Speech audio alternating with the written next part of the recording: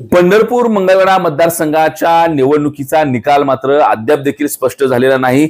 अत्यंत चुरशीच्या पद्धतीने ही संपूर्ण मतमोजणी त्याचा निकाल दिसतोय। 17व्या फेरीचा निकाल हाती आला आणि त्या फेरीच्या अंतर्गत 4700 मतांचं लीड समाधान आवताडेंना मंगळवेढा भागातून त्या ठिकाणी मिळाले। खरं तर ही पंढरपूर मंगळवेढा मतदारसंघाची निवडणूक ही अगदी सुरुवातीपासून प्रचंड चुरशीची आहे। लोकसभेला जवळपास 45,000 मतांचं लीड या भागातून काँग्रेस पक्षाला होतं आणि मग तिथून हे लीड कमी करत आणत त्या ठिकाणी आवताडे आज जरी आघाडीवर असले तरी मंगळवेढ्याचा जो भाग राहिलाय त्यामध्ये भालकींची देखील गावं मोठ्या प्रमाणामध्ये आहेत। त्यामुळे निवडणुकीचा निकाल काय लागणार हे थोड्या वेळामध्ये जरी स्पष्ट होणार असलं तर या निवडणुकीच्या निकालानं मात्र अनेकांची धाकधूक वाढवली हे मात्र निश्चित। संपूर्ण महाराष्ट्रामध्ये महायुतीचं त्या ठिकाणी सरकार येतंय।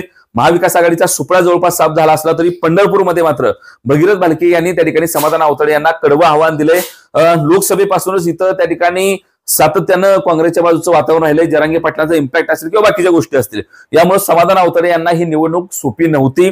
जरी त्या ठिकाणी परिचारक आणि आवताडे एकत्रित आले असले तरी त्या ठिकाणी या दोघांच्या एकत्रित येण्यानं 100% मतं त्या ठिकाणी एकत्रित कन्वर्ट होत नसतात हे सर्वांना माहित होतं। दुसरी महत्वाची गोष्ट म्हणजे इथलं काँग्रेसचा जो काही एक बालेकिल्ला म्हणून मंगळवेढचा भाग ओळखला जातो तिथे काँग्रेसने मोठं काम केलं होतं। प्रणिती शिंदेने इथे विशेष काही सभा घेतल्या होत्या। काँग्रेससाठी इथं मुख्यमंत्री देखील त्या ठिकाणी करणारचे इथं आले होते। त्यामुळे वेगवेगळ्या पद्धतीने प्रचार करून या निवडणुकीचा जो काही निकाल आहे तो निकाल अजून देखील हाती आलेला नाही। संपूर्ण पंढरपूर मंगळवेढा मतदारसंघ डोळे लावून थांबलाय की काय निकाल असणार आहे। जो काही निकाल येईल तो 4-5 हजाराच्या किंवा 2 हजाराच्या फरकाने येईल असंही बोललं जाते।